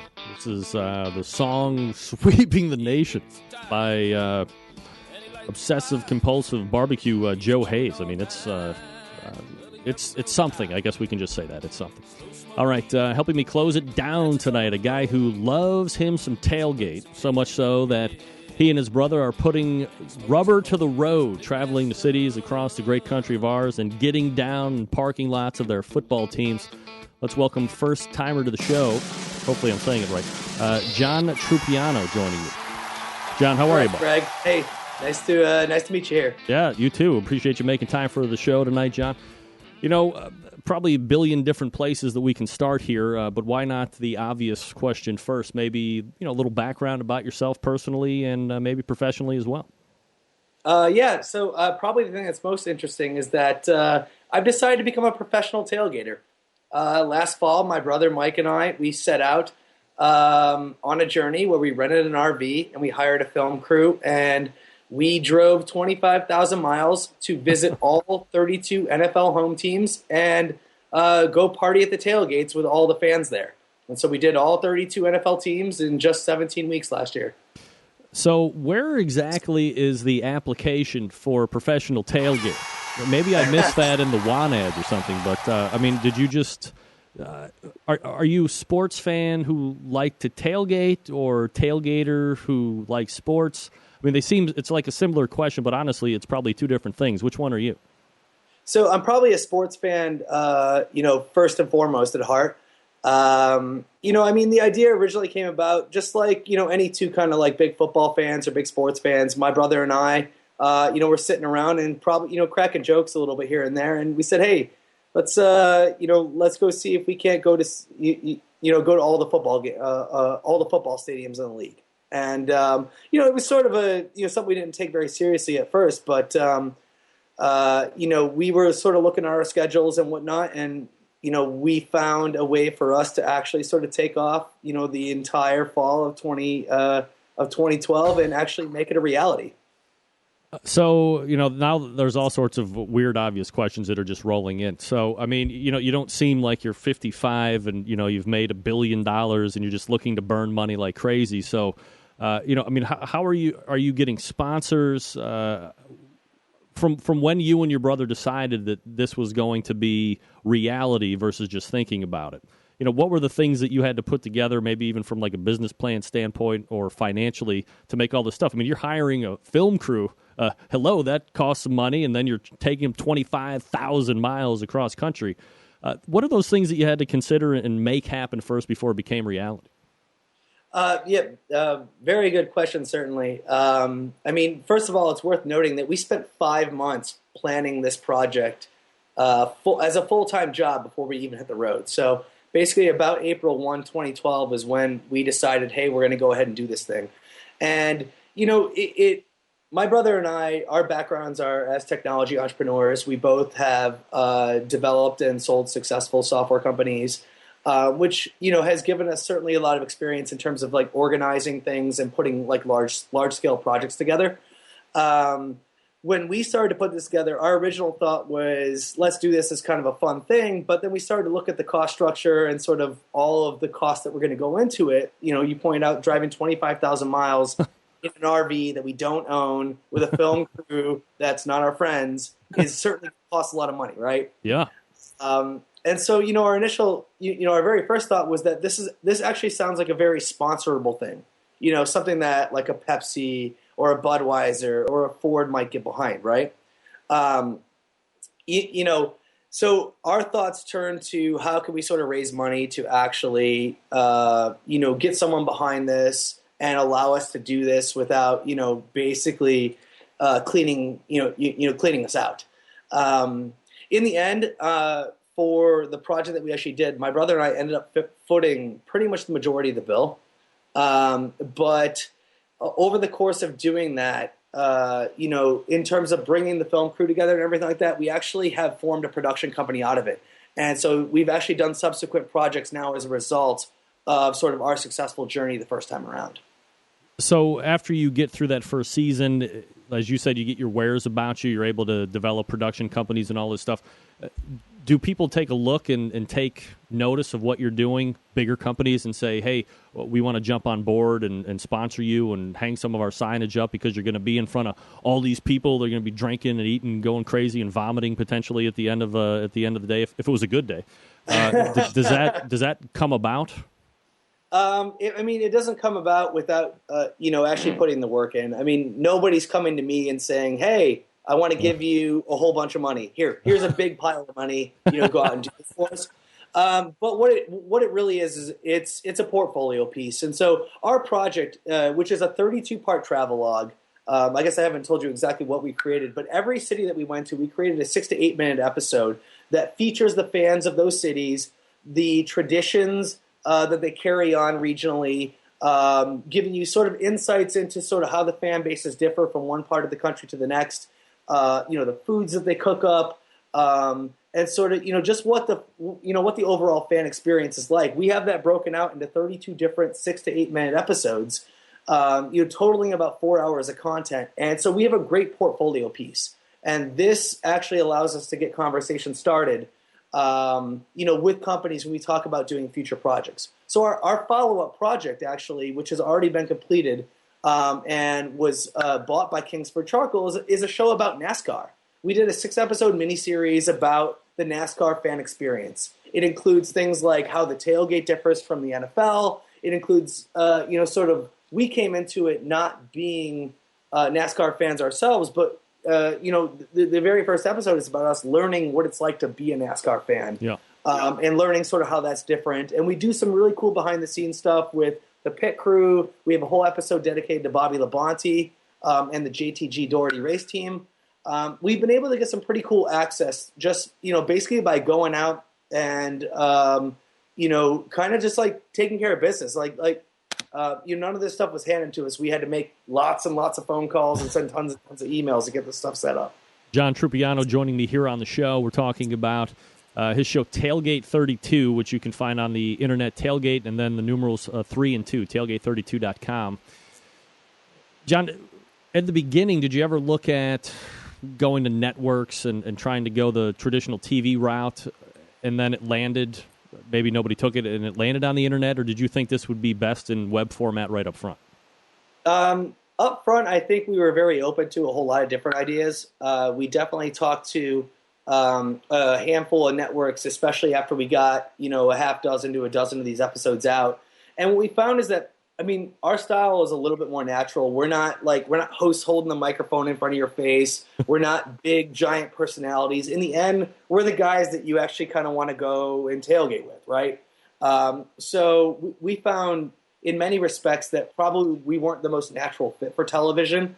And so it's very experiential what we're doing. We think that anybody who loves sort of what we love can totally walk in our shoes and experience what we experience by, following along with the show. And over time, we kind of learned that I really think that digital is the best outlet for us. And especially when you talk about partnering up with brands, like I said, we partnered up with Kingsford Charcoal for the NASCAR show. We retain a lot of sort of the creative control over those shows. We're not trying to shoehorn our idea into some sort of formula that they've set up where, for this sort of reality style of television that you see these days. So over time, we realized that, the web was really the proper outlet for us. So you're saying the Tailgate 32 is not the Duck Dynasty of tailgating show? No, it's certainly not. It's I kind of think of it as, Dave Attell's Insomniac, yeah. But for tailgates. Do you know that show? Oh, forget it. That's one of my most favorite shows ever. Absolutely. Or I guess, 3 Sheets to the Wind, something like that. It's much more in that vein.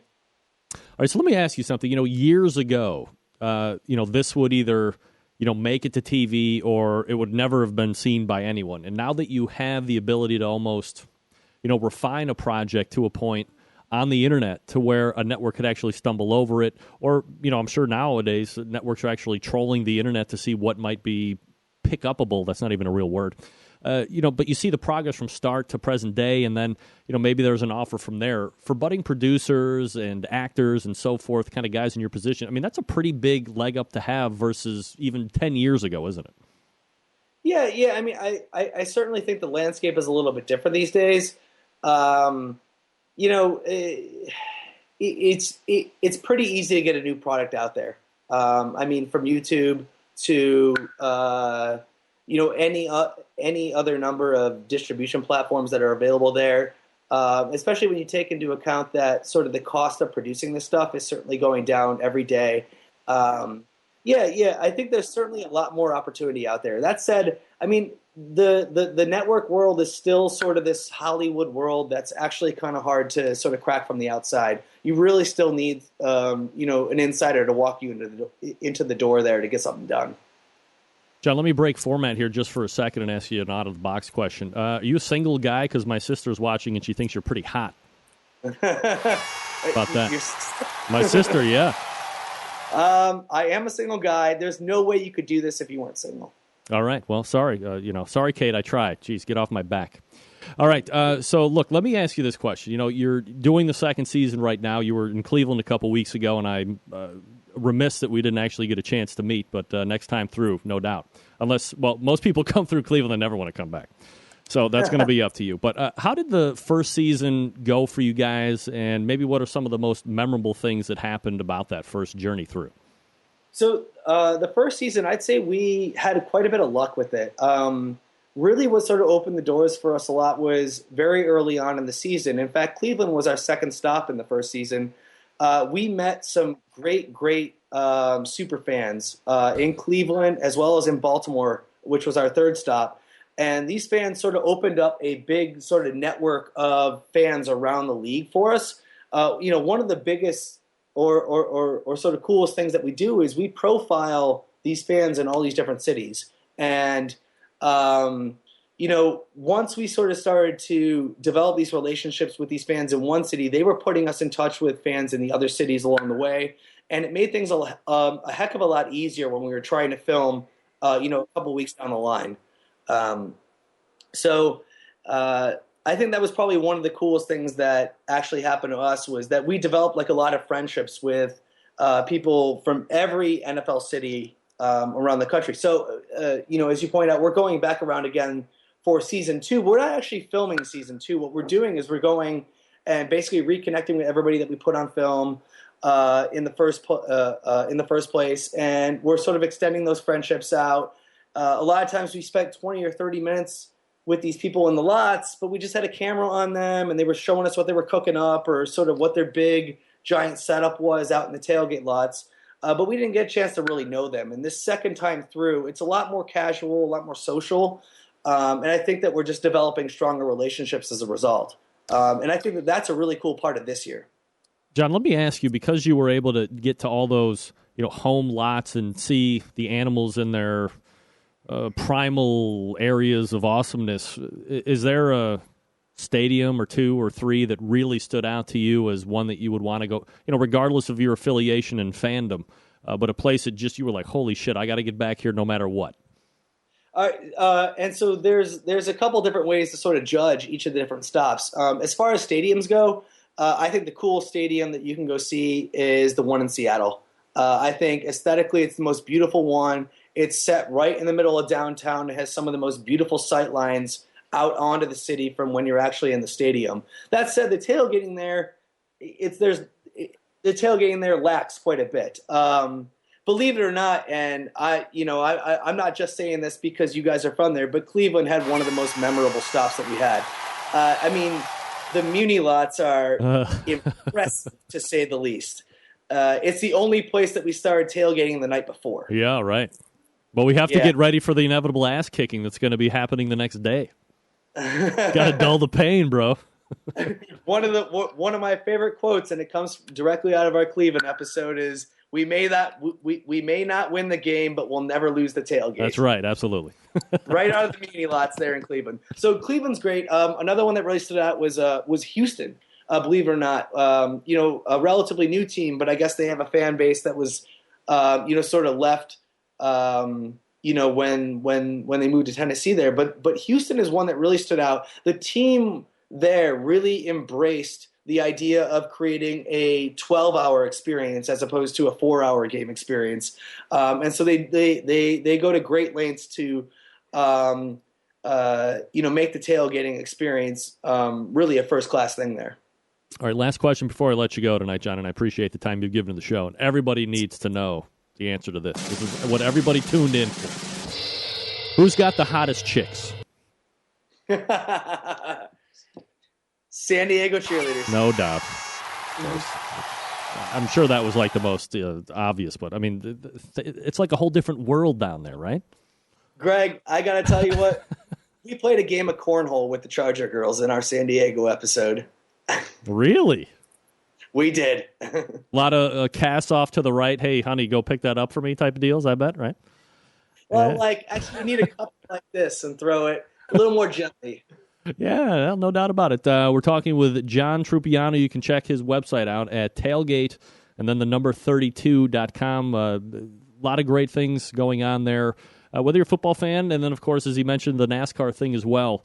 Really a website worth checking out. And, John, I appreciate the time you gave to the show tonight and kind of pull that curtain back and how it got from where it is in the beginning to where we are right now. An absolutely fabulous story and one that I think was well worth hearing.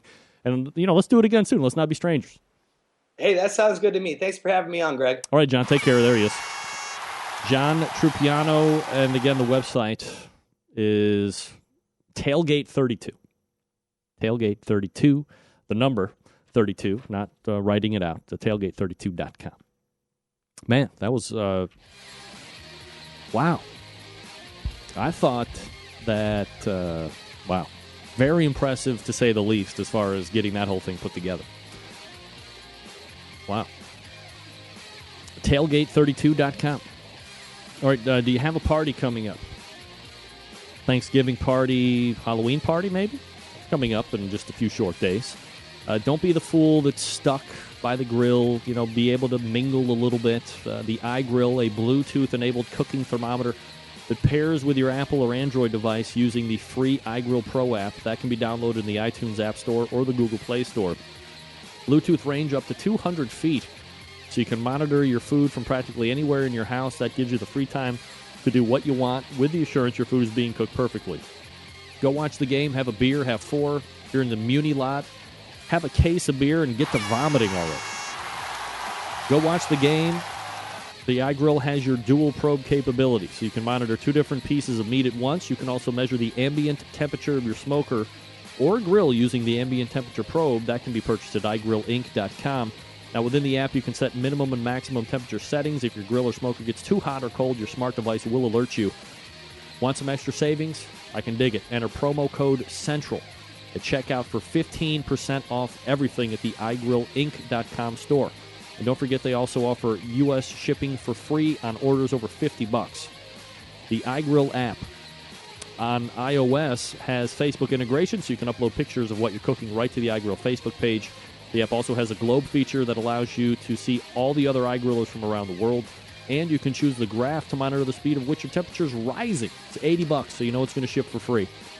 Coming up this month, or next month, a little insight on the new unit. Let's just say the size is right. Favorite game show ever, the price is right. iGrill, the size is right for the new item. That's all I'm contractually obligated to say. www.we'llberightback.com. Stick around.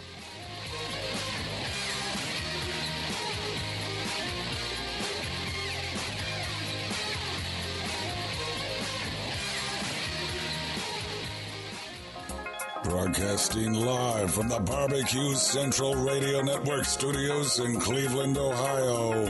You're listening to the Barbecue Central Radio Show. Once again, here's your host, Greg Rempe.